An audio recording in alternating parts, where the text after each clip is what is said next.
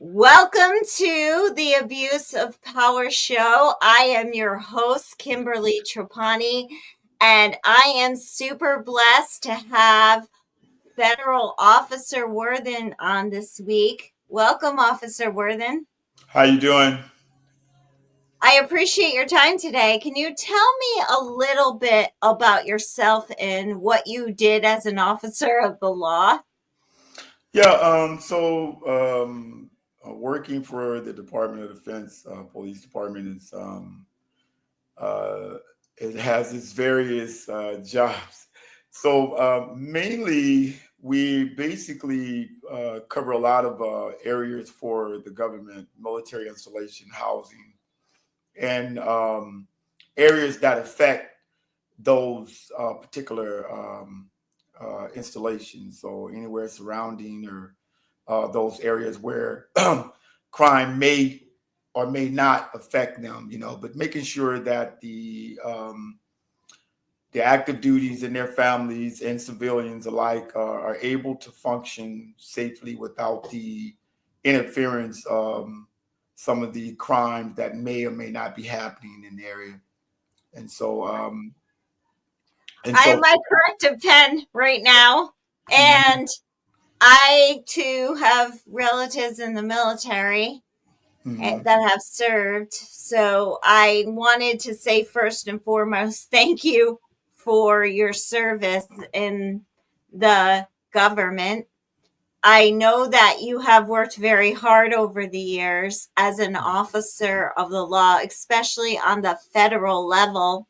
Yes. What's happening in our country right now, Officer Worthen? Well, what we have here, I am. So you talk about with our current president, right? Well, In general, in general. So what you got here is you have what is going on. Someone who is uh, a uh, a dictator in a sense of wanting to make things the way he feel fit. Now that might say, well, all presidents do that. No, all presidents don't make things fit for themselves and affecting others, right? Usually, most United States presidents work in the sense where they're making things functionable. Now, in the past or in our current present, if you compare them, the contrast would be oppositely the opposite, right? And in these last couple of days, it's just been a world spin, right? Um, and so, yeah, so we're gonna be in for one hell of a ride. Unfortunately, a lot of us, and I mean all of us, and no matter what ethnicity you are, um, you voted for him, and so we're in for this ride. And the things that are happening with some of the destructions. We have national destructions are happening. These fires, from fires to floods and things that we would normally try to respond and try to aid, the citizens. So, you got those happening. Then you got the recent things with the air collision with the Black Hawk and the um, Boeing jet, and then you just had a Lear jet fall completely out of the sky, and I guess killed people and killed one person and injured, and a lot of other people died on that plane. the So you have Mexican all these things happening there, flag. and they're happening, you know, like simultaneously to each other. And one has nothing to do with the other, but you know, sometimes things that that wouldn't normally happen end up being in the chaos, right? And Yes. so we have to, as people here, and it doesn't matter who you are, what group you with, if you're with some hatred group or whatever. And I'm gonna take the time out and say this: if we are America and we are Americans in America, right? Um, yeah, we can't have our borders open free for everyone to come in because that would be a economic disaster at some point, right? So We have to try to stabilize them, but we don't want to criminalize people. Now, we do have people that do come here that are criminals who commit crime. That's beyond a shadow of a doubt. You know what I mean? But we don't want to just cluster in everybody, and that's a problem, and that's going to be a problem that's going to turn into a nightmare for all of us. So we as Americans must unite together, and so we do have hatred groups. But I will say this to the hatred groups, and that don't mean whoever you are, Ku Klux Klan or whatever their new names are. It doesn't matter. If we are living in a country for us, imagine us being the Hatfields and the McCoys, right? But then we give in to communism. Now, if you was the McCoys or the Hatfields and you say, well, shit, I want the communists because it's better for me. It is not, because communism does not have friends. They only have friends to them, and we're not their friends. We've never been their friends. So this whole kick about being against socialism, right? The opposite of socialism is communism. And so it does not give you any rights. If I was a communist country and I wanted to influence this country so I can have power over that country, you'd be the first one I kill because you are loyal, right? You'd be the first one I kill because you're loyalty. And all of this stuff with our current president and what he's saying, he's got to be careful. And a lot of stuff he's saying, I'm going to tell you this right now. I want to get off this subject, but hey, patriotism is something very, very serious. And when you start messing with that military, let me tell you something. When they get woke and they're clear to being whatever it is that your focus is, you won't be able to turn off their focus. And so last time we spoke, I indicated of my works on drug recovery and working with a couple of presidents of the United States. And I just wanted to know, are the facts on the drug overdoses and the drug cartels being reported correctly? I mean, if you're trying to keep up with what a drug cartel doing, that's kind of hard to do, right? Because they have, they're wherever they're at. It doesn't matter where they're at, right? And so we always want to point to them, but we're one of the providers, and we can keep up with all the numbers because we're processing it. So if we're processing it, we know the numbers. We'll play like we don't know the numbers, but however they're getting a hold to this and creating this manufactured drug or turning fentanyl into something more deadly than what it already is, then the numbers, who cares about the numbers? Because you can just stop producing what it is or providing it, right? And however they're getting it, they're getting it.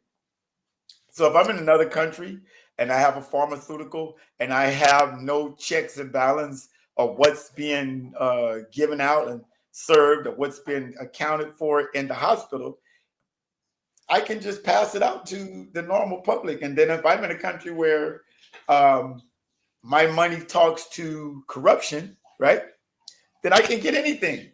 And it does not matter. But who is the provider of these things and the services? We are.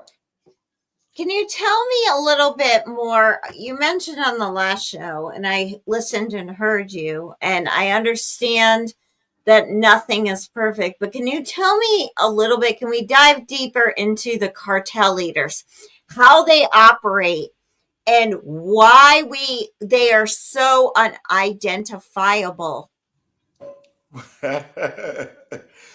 Well, you think about it. So cartels, they've been around for some time, but if Americans wanted to identify them, they would, but they're not interested in identifying them until they're no longer within the follows of what they want, And so what I will say, I won't say why we can't, because we can. We know who they are. We know where they operate and all of that. So, they're not hard to identify. It's when their objective is outside of what the parties is directing them to do. And, unfortunately, their partnership with America is very strong, and they try to use the cartels sometime as scapegoats. You know what I'm saying, for them, just surviving in their environment and just trying to survive. But identifying them, they know who they are. That's not nothing hard. If you're a CIA operative and you're operating with them, that's your job. You know what I'm saying? And whatever the agreement is what the agreement is, whatever that may be. In past years, it seems like we have a growing drug problem. Why are the cartel leaders still walking the streets and dealing the drugs? Well, they're not so much walking the street. They don't leave from where they're at. They just look at it. Let's look at it like this. So we in some of our states we legalize marijuana. You know what I mean? And in the sense of if you start thinking of the way how to legalize something to make it not so much criminalized, right? And if I am a person in a country where I can um, create productivity and a manner of being a provider for something, right? And then now, which was illegal now is legal in some parts of the United States. Oh, that's a big that's a big opening because now I don't have to worry about Hmm. being underground with whatever I'm doing. I can be above ground and operate legally, right? So think of it like that. So I am not if I'm a cartel person, it doesn't matter who I have going to deliver what I am because at this point everything that I'm doing is legal, but everything that is being processed that is let's say deadly or manufactured drugs after a drug or using a drug, or take for instance if you're talking about something like let's say um, what is that meth. So crystal meth, right? You take a couple of chemicals and create it. Sometimes they use things like roach spray, and creating what they have in their mixture, and then Roach using spray is certain material. legal by itself. Right. You can use that anywhere, right? And you use it as a means of frying. However they complete their chemical mixture, but you don't need no license to buy roach spray. You know what I'm saying? If that's what you're using, and that's just one of the things that they use. But all the other stuff, you just gather them up and making it available. So then, if you start taking that and you're mixing it, if you're someone who has a habit and you're trying to cure that desire, right? Everything is a drug to you, and how you come about fixing that, curing that fix is, it's whatever means you got that are available to you, right? And so if you can get a hold to something that you can then manufacture and turn that into something to where you can get your high, hey, it's just open. But the cartels, they are just they're not our issue at hand, right? Our Okay. issue at hand is, how do we get a hold on these things, right? And is it the person who's pushing the drugs, or is it the person who is manufacturing the drug? Well, you won't have the pusher if you can control the manufacturer. Bam. Yeah, and that's true. And what I don't understand is why the government is not monitoring the drug deals that are going on the streets and in schools, in front of teachers and hall monitors. Why everybody's just like really scared to shut down the drug dealers. Can you elaborate a little bit about how a federal government would kind of monitor drug use and drug deals on the streets and in schools? Well, a lot of that comes through the local agencies when you're in school. So when you're a local agency and you have undercovers who are doing their work and they're doing their collecting as they arrest individuals who are selling drugs on the campus. Uh, the problem that you have with the staffing on schools today compared to in the past, there is not that much difference, but the difference is that, you know, you you have taken some of the power away with controlling children. But if you're dealing with someone who is pushing drugs on school campuses, you know, if he's a student, most likely it's mostly a student, right? Then how do you catch him? What are the criterias? They have things on schools that they don't allow, but you have all these things that they're doing that makes it somewhat difficult to really kind of control what's coming in and out. And so if you go back to when we were in school, let's say you had to pay attention to how it got on and who's selling it. So then you have to go to a child and catch them who's buying it so they can tell you who they got it from. And then you follow them around, and then maybe you get close to finding out how it's getting on school campus. But the way it is now is it's like Skittles, and nobody wants to say that they're doing pills, but pills were a hot thing when I was in school. And one of the things that they don't do, well, not in the schools where I come from, that program is out.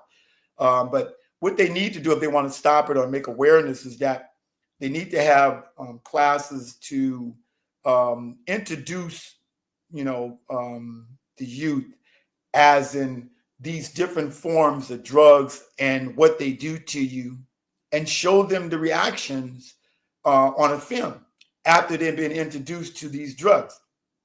Because that's what an officer did when I was in school. He came, he had a whole list of these drugs that were on the market during that time, from red jackets to black and whites to mollies, everything that he had on there, And so we would know how they looked. And so in identifying them, we knew their reactions. And so when they did that, they let us know, hey, if you see these things, stay away from them, stay away from people who's trying to influence you. Take them. If you see them in your house, don't touch them.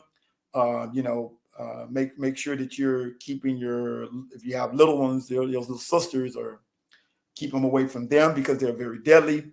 But that's one way. But they monitor these things. To answer your question, they monitor these things by arrest.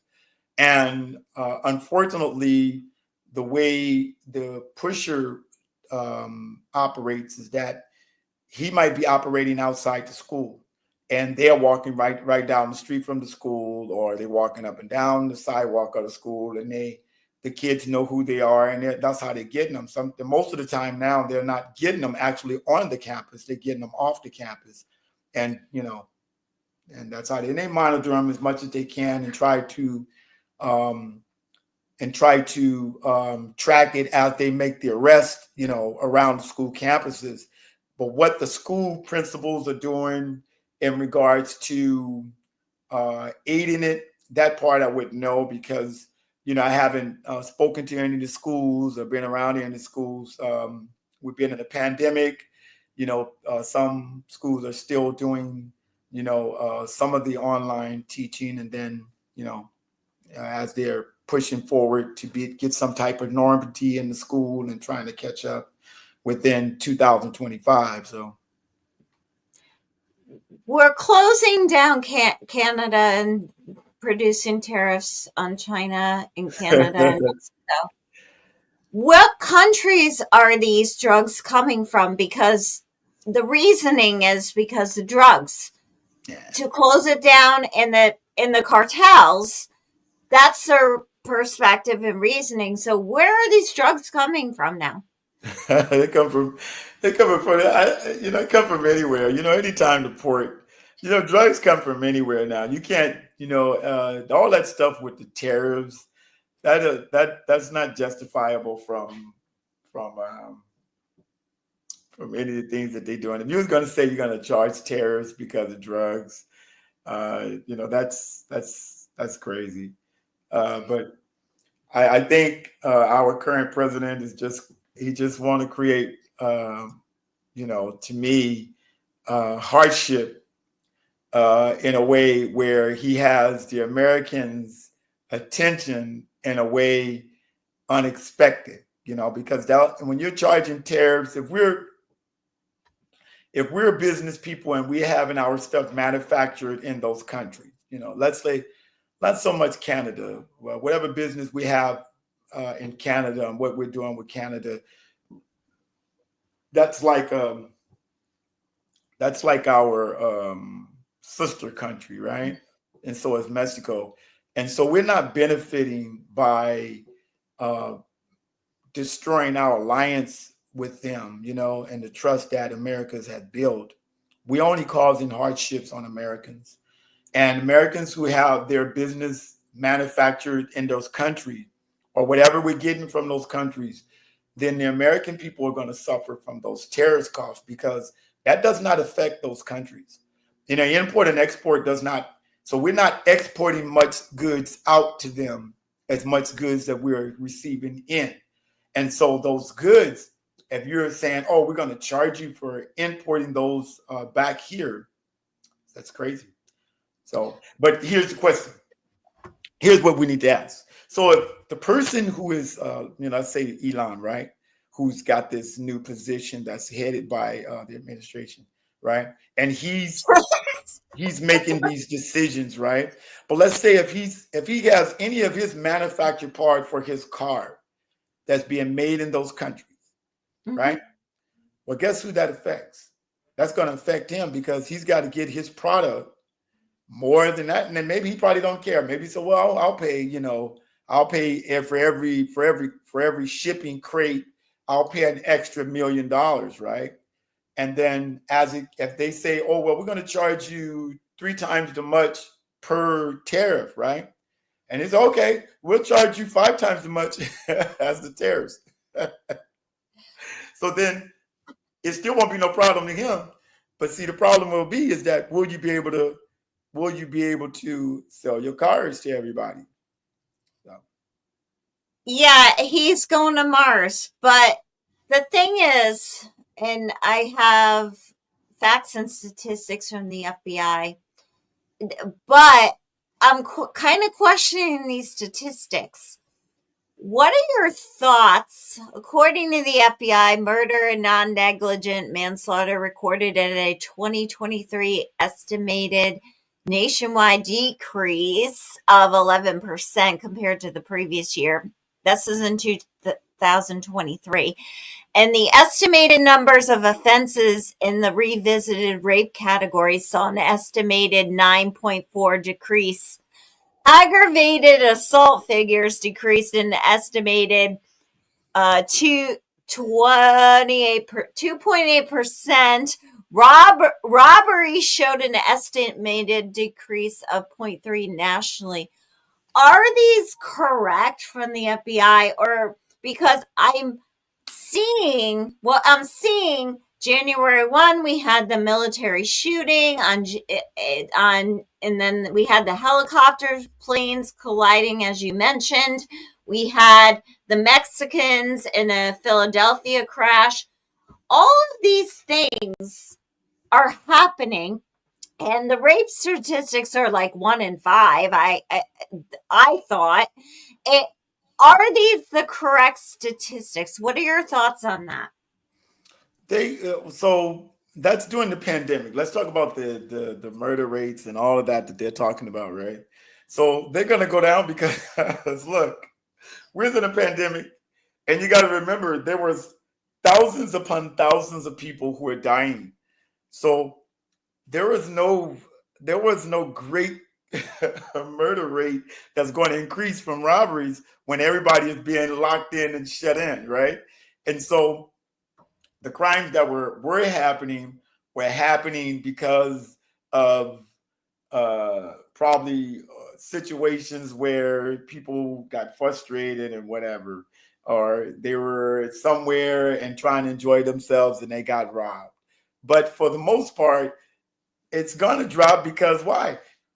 Everybody's in the house. You couldn't go nowhere, right? And then you're terrified by this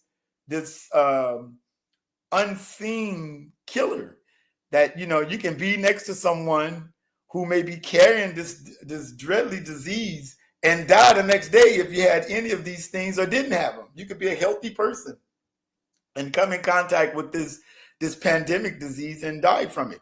And so, those statistics are based upon the world pandemic, right?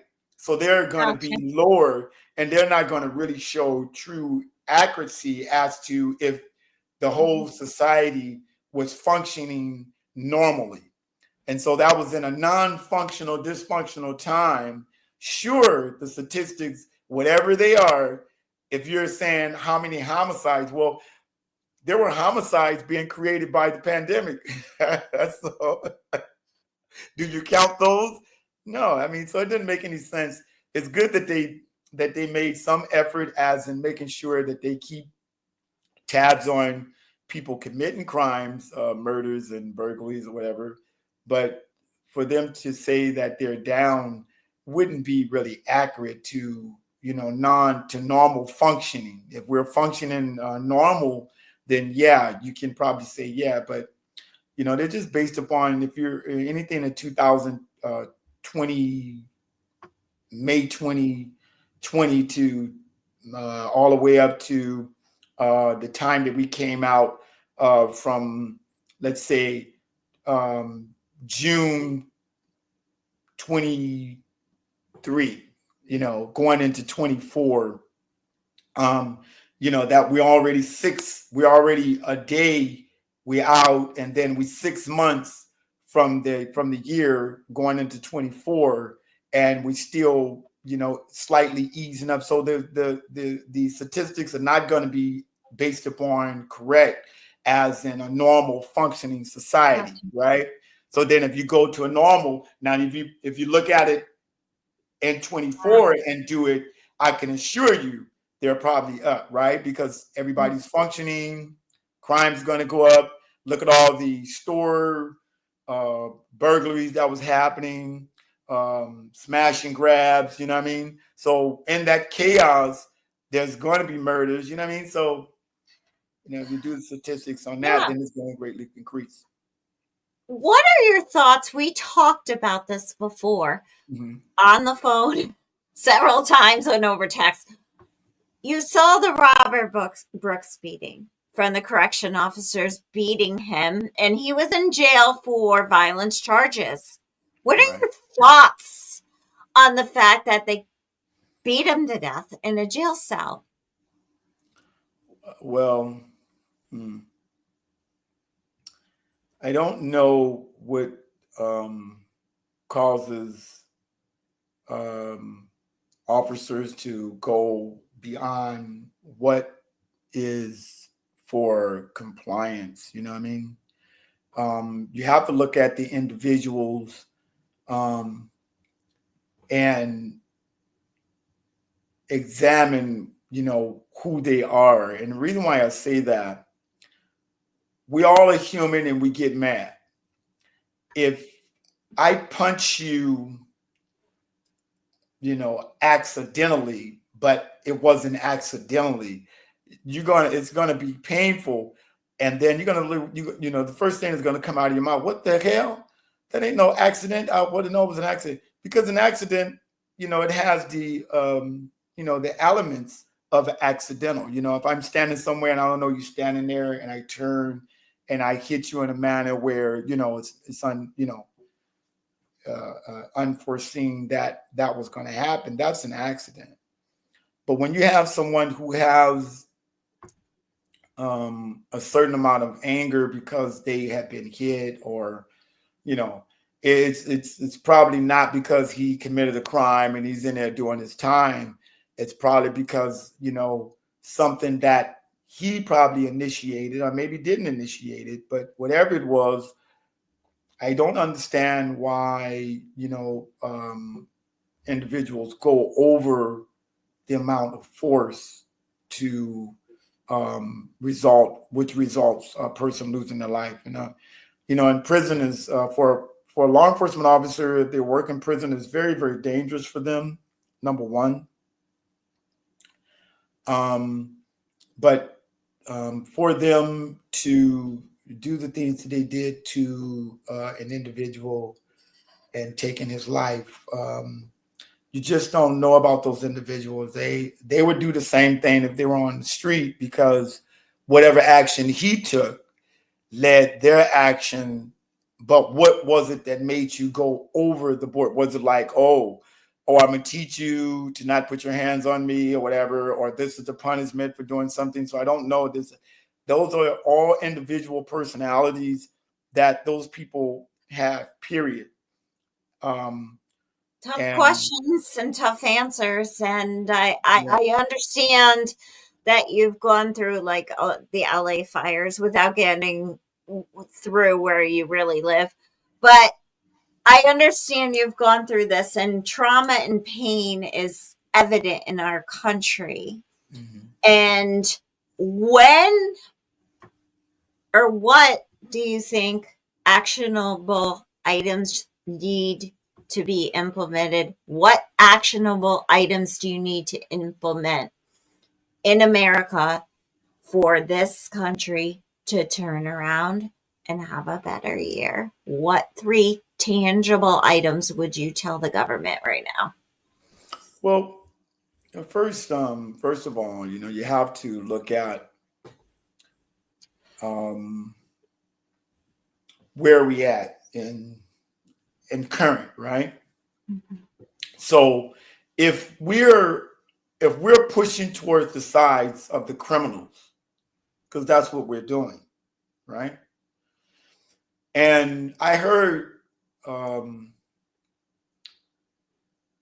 some people whom I run into periodically, and friends of mine, and they tend to sometimes side with what they see, because I think in their notion that they don't feel that they have something to lose, right?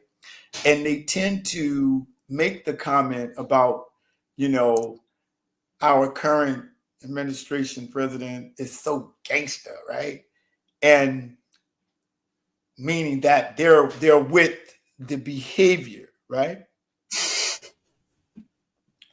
So when you have someone who is saying or doing, not just saying, but doing, so we're past the saying, we're the doing, and you decided that you're going to release the people who committed crimes against, you know, our system and people who operate our system, the checks and balance of our Congress and our Senate, right?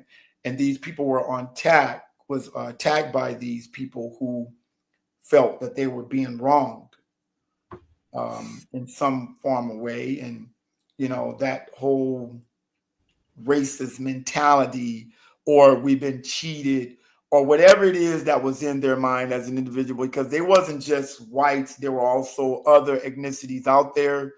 But you know you had those people under that mindset. And so when you start talking about what we need to do, you have individuals who are operating offices, and it just doesn't happen or stop because he's there. If they were already there and doing these things before he got there, think about what they're going to be now that it's all happening like this. You know, Martin Luther King, I was examining what he would say when he said that um, injustice anywhere is injustice everywhere, right? And so you start thinking about his mindset of what he was enduring before his movement and what he was enduring at the present time, that he thought that these inspirational thoughts became words to strengthen people and advising them of criminal activity that's being, reflected on people of color and people of other nationalities and colors. And so, wow. Well, if you're okay with that, there is nothing that you're not okay with. And that's where individuals are. One can influence the other. If I am in a position where, well, there ain't shit going to happen to me because we're now doing this. So then I then can do the same thing. So individuals have to be accountable for themselves and others. Each state have their own checks and balances of law enforcement. And the person who is the head of law enforcement in every state is the attorney general, and then those who work under him as district attorneys and so on and so on. So those people have to make sure that people who are processing people or putting them in jail, that the people who are arresting these people don't go overboard, and that means including the officers too. I was trained by some officers who were of great wisdom, you know what I'm saying? And they thought when they were becoming past their probation, and these are sheriffs, CHP officers, LAPD officers, and jailers. And what they was explaining to us when they was lecturing to us is that when you wake up as a human being, man or woman, right, you have your own personal problems. You don't bring your problems to your work. You can't solve your shit at your work. And that's what they would say. If you get caught doing that, we're going to put you on the other side.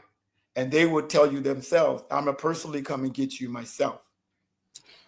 And so when you have someone who is actually disciplining as they are lecturing and telling you exactly, do not allow your partner to go overboard.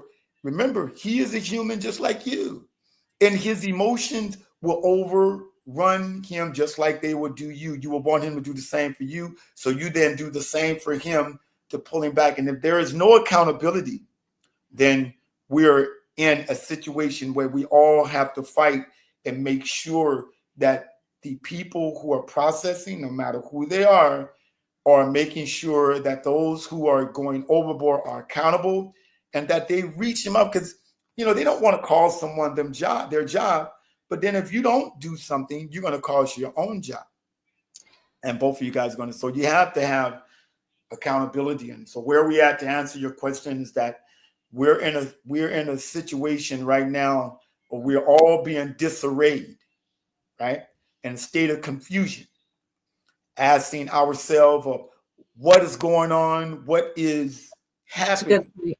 You know what I'm saying? And Yes. so you have to halt the dysfunction and become functionable and say, no, this is not right. And if you're afraid, and this is what one thing that Martin Luther King did say, if you don't find something that you are not willing to die for, then you really have no use of living. Because God himself said that. Why? If you are a coward, right?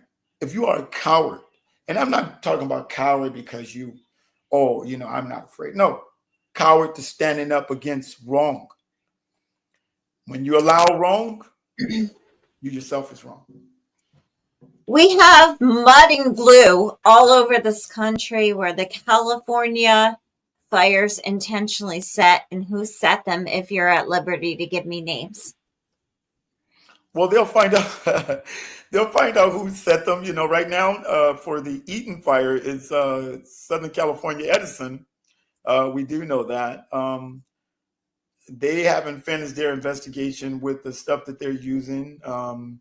If they found someone, they're not probably going to say. If it was something accidental, then you won't hear about it, because there was something accidental. And unfortunately, for Pasadena, I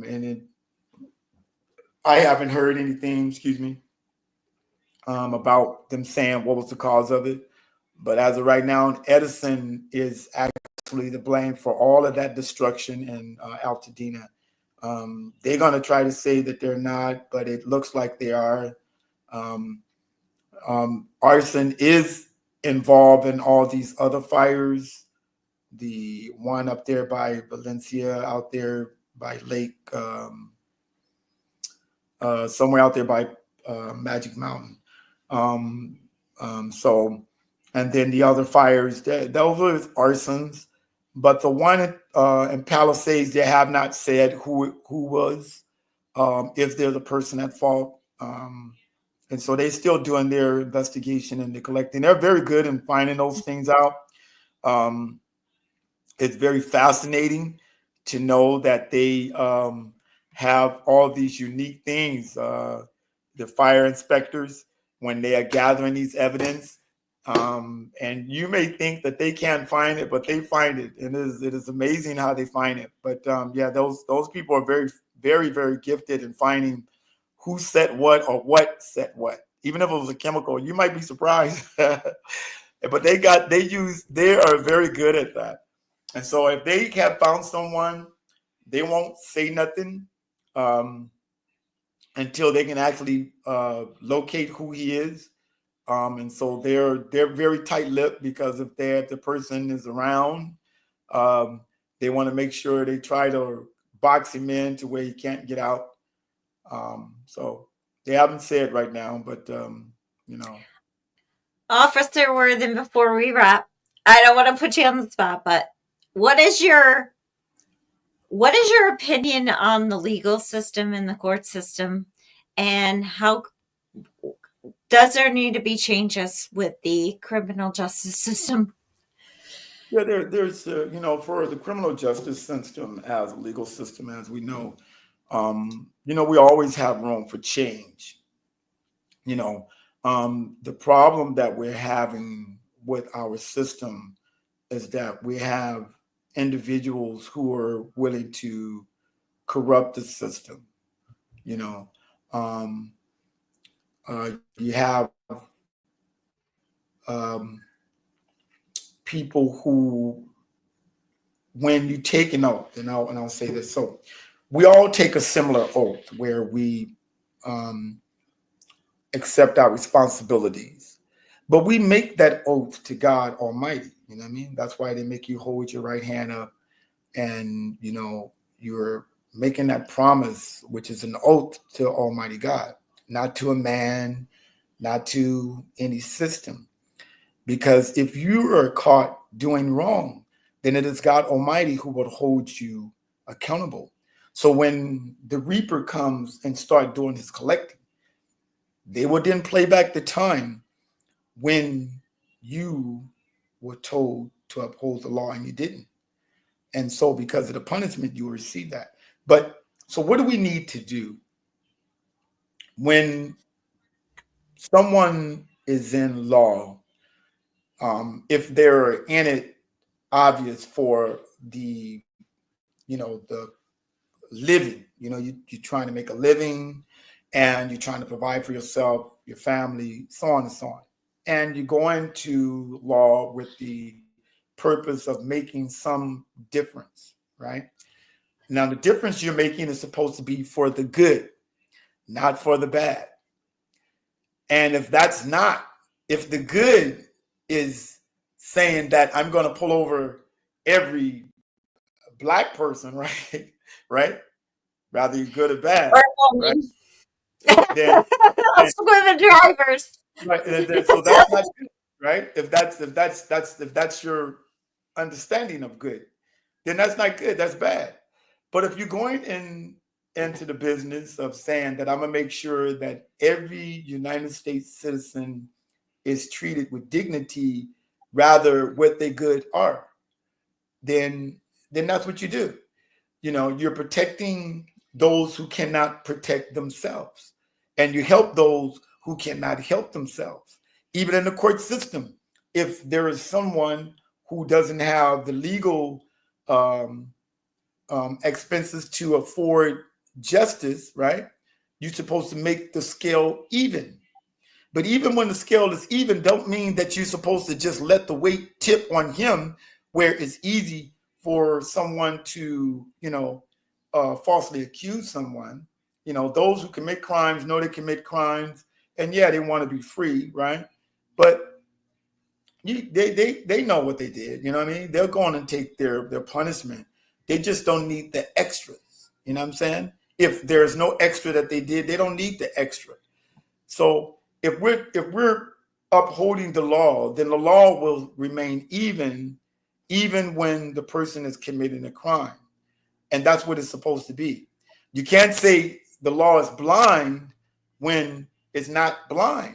The law is supposed to see crime. It's supposed to see. It's supposed to see exactly what it is, but it's supposed to operate equally so that there is no uneven injustice. And so, we'll be working on these things because you have to correct individuals. And no matter what your skin color is, you have to correct individuals. And if an individual has an outside agenda, right, rather it be race or money or whatever it is, then you don't need to be in law. And until that's done, we won't reach reform of law.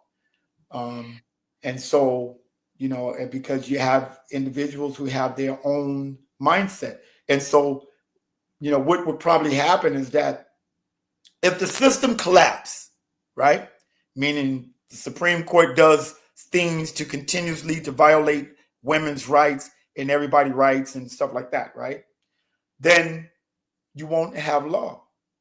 And then that may be what it might needs to take so people can understand the urgency to keep law so there is no lawlessness. You know what I'm saying? And so hopefully we won't have to journey down that road, but it seems like we're going towards that way.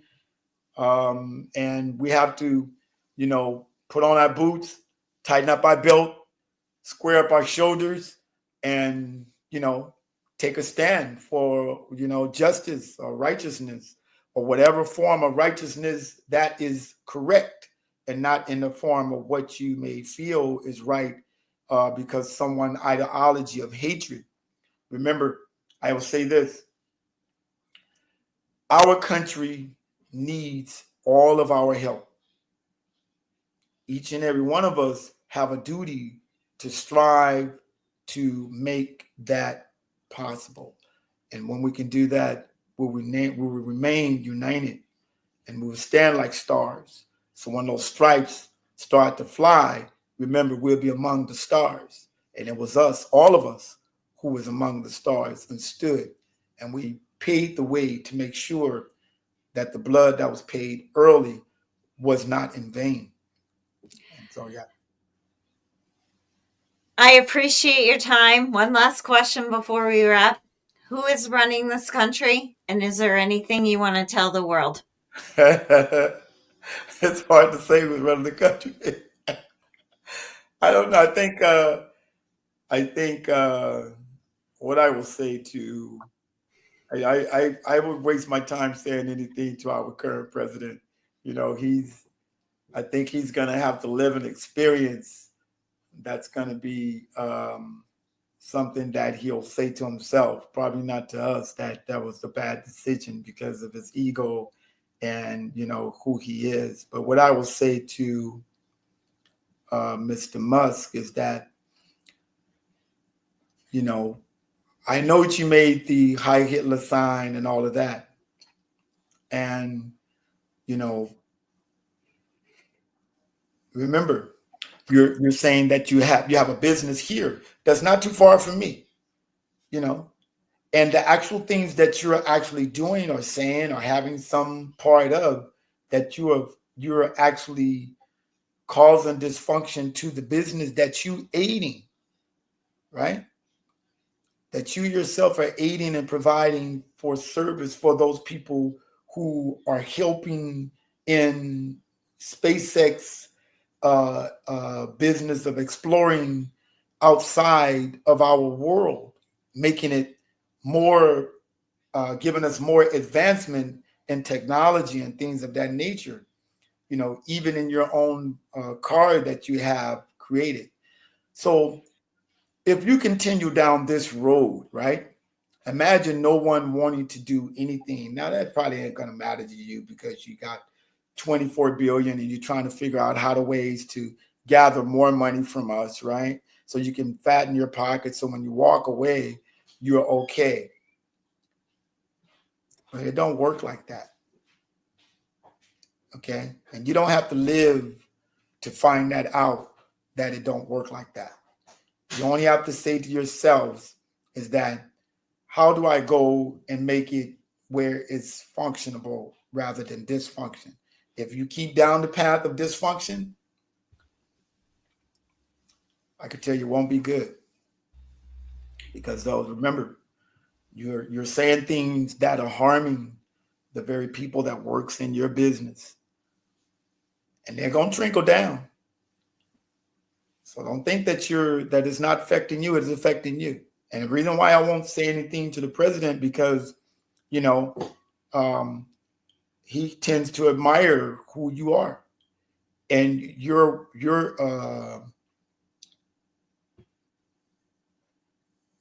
thought tends to matter to him, and what you think about things, you know. And so, if it's the country that made you wealthy, imagine that wealth gone. Imagine not having that wealth.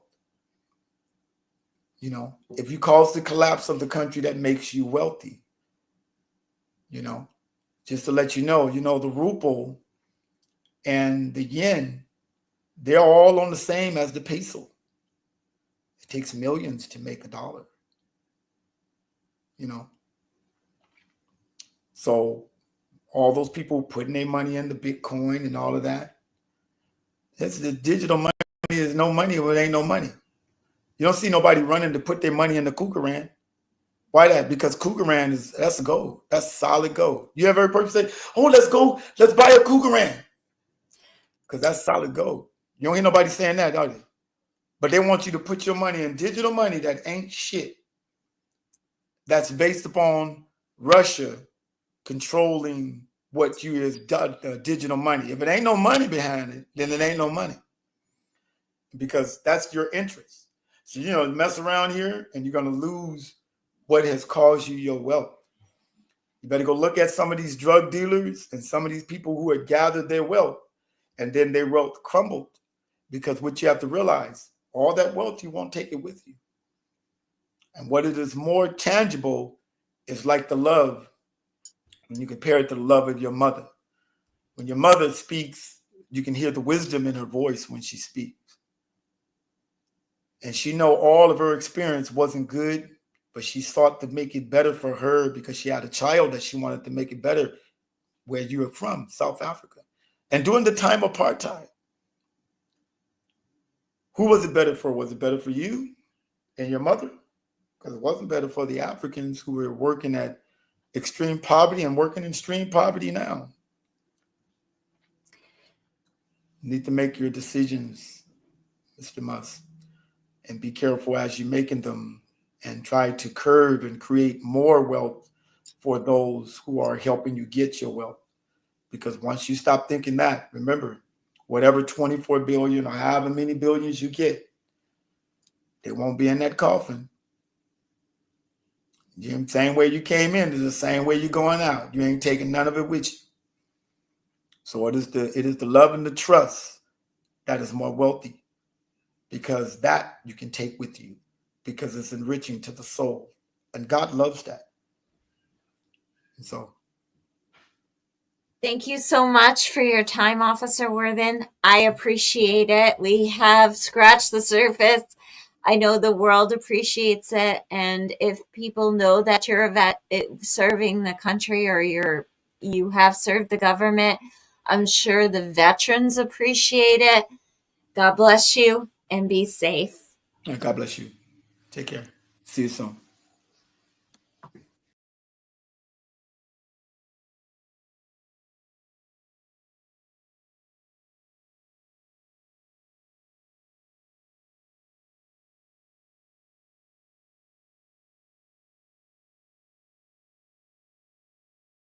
Hello, my name is Maria Perez. I am from San Antonio, Texas. 34 years ago, I was a victim of human trafficking. Hello, I'm Brian Shree from Texas. As a previous probation parole officer who supervised the most violent and repeated sex offenders in Florida and in Texas, human trafficking continues to this day as one of the most heinous crimes of modern day society. I'm Kimberly Trapani, All Consuming Film. Right now, traffics are robbing a staggering 24.9 million people of their freedom and basic human dignity. That's roughly 3 times the population of New York City. They did call the police, but the police declined to file a report. They didn't do anything. They listened to the story and said, well, there's nothing we can do for you.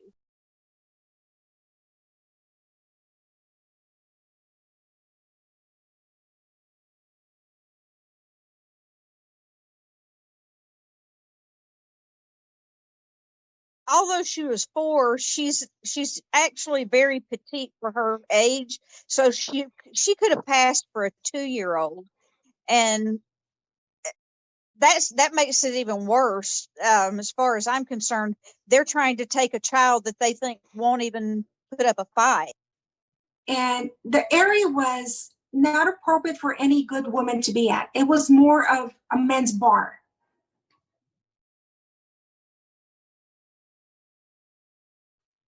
When I saw him opening the trunk, I didn't want to get off. I didn't want to leave from that area. I just wanted to stay stuck in my seat. And he says, get off the vehicle. And he shows me his gun. So I got off the vehicle and I was very much wanted to run. You have no idea how much I wanted to run, but I couldn't run in those shoes. And I remember seeing a church on my left-hand side. And then in me, I was praying to God.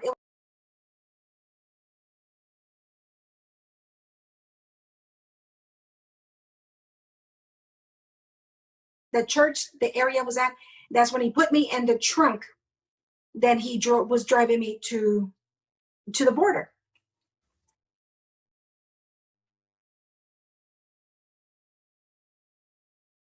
Operate in a direction that is a little bit more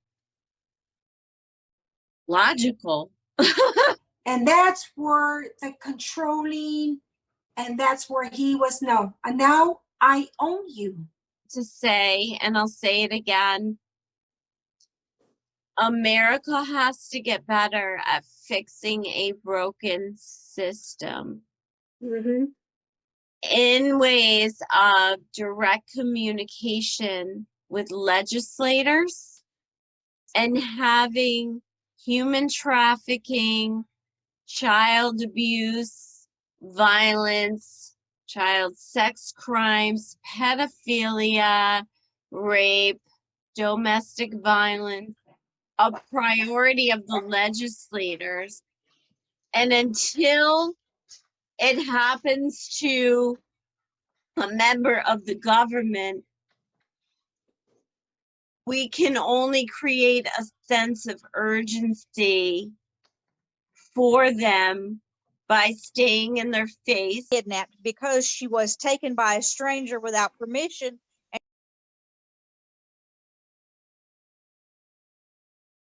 So that's the very definition of kidnapping. So she did successfully kidnap her. She just didn't get away with her. If you tell anyone, I will hurt you and your family. Potentially, she could have gone later on and maybe kidnapped other children, maybe had multiple children. We don't know because we let this one get away and didn't pursue like we should have. We as women have to work together to make this world a little bit better.